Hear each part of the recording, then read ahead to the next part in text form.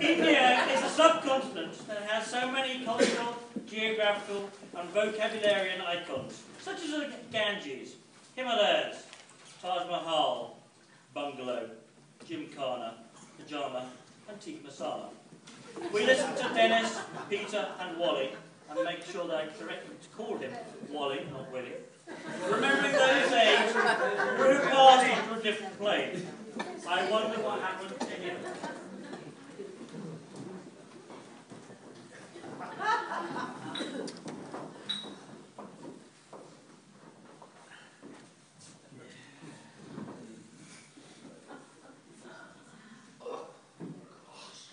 Grumpy old men. Spoke like a good son. Another garden. That's your father. The India one read about, and may have been misled about, in one respect has kept itself intact. The Pakistan traditions may have cracked and thinned, the good old Indian army is still a fact. That famous monumental man, the officer and gentleman, still lives and breathes and functions from Bombay to Kathmandu. At any moment one may glimpse matured or embryonic blimps, vivaciously speculating as to what became of who, though eastern sounds may fascinate your ear. When west meets west, you're always sure to hear. Whatever became of old Boozy?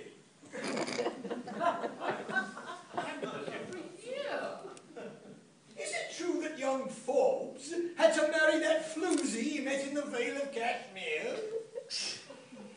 Have you heard any news of that chap in the blues? Was it Prosser or Pycroft or Pym? He was stationed at Simla, or was it Bengal? I know he got tight at a ball in Nepal and wrote several four-letter words on the wall. I wonder what happened to him.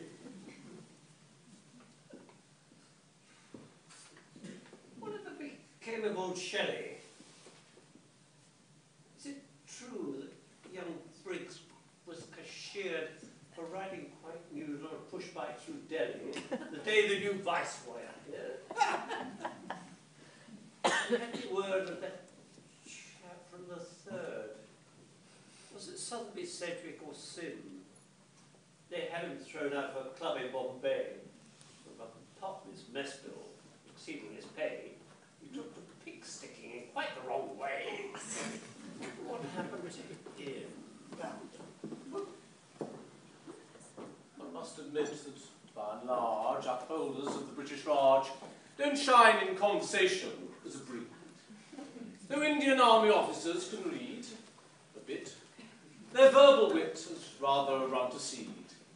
Their splendid insularity and roguish jocularity were echoing round the empire when Victoria was queen. In restaurants and dining cars, in messes, clubs and hotel bars, they tried to maintain tradition in the way it's always been. Though worlds may change and nations disappear, above the shrieking chaos you will hear. Whatever became of old Tucker? Have you heard any word of young Mills, who ruptured himself at the end of a chukker and had to be sent to the hill? They say that young Lees had a bout of DTs, and his hopes of promotion are slim. Well, according to Stumps, who's a bit of a louse, the silly young blighter went out on a souse and took two old tarts into Government House. I wonder what happened to him.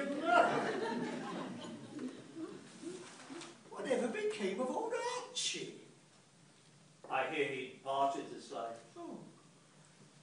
After rounding up 10 sacred cows in Karachi to welcome the governor's wife. Do you remember young Phipps, who had very large hips and a waist that was exceedingly slim? Well, it seems that some doctor in Grosvenor Square gave him hormone injections for growing his hair. And he grew something here, and he grew something there.